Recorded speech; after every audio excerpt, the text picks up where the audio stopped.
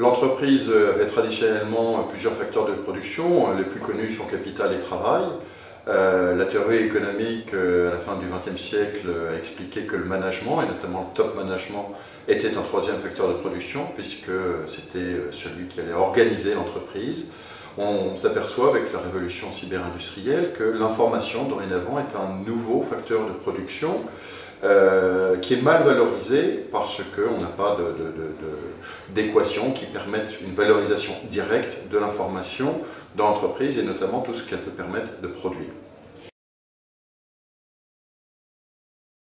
Eh bien, il y a trois âges, si vous voulez, de relation d'entreprise à l'information. Le premier âge a été celui de la protection, de la défense de l'information, donc c'est toutes les procédures de sécurité des systèmes d'information.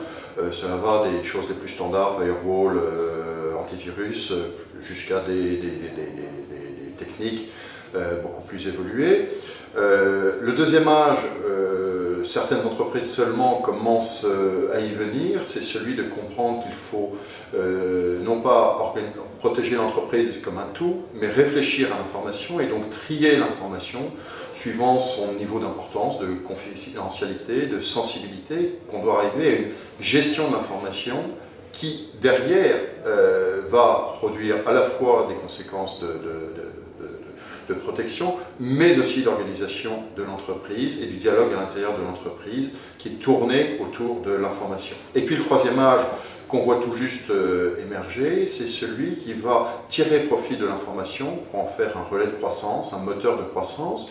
Alors ça a été bien évidemment dû aux pure players qui sont totalement natifs dans le monde du cyber. On pense bien évidemment aux grands, ce qu'on appelle la bande de GAFA, Google, Apple, Facebook, Amazon, qui vont réussir à bénéficier de traitements statistiques de très grosses données, ce qu'on appelle les données massives, Big Data en anglais. Mais on a aussi tout un tas de petites startups qui apparaissent, si je vous dis Blablacar, Le Bon Coin, Alibaba, Uber. Ce sont des nouvelles entreprises qui réussissent à créer de la valeur justement à partir d'une information. Et quelle est cette information? C'est celle qui permet, grâce au cyber, de faire rencontrer de l'offre et de la demande.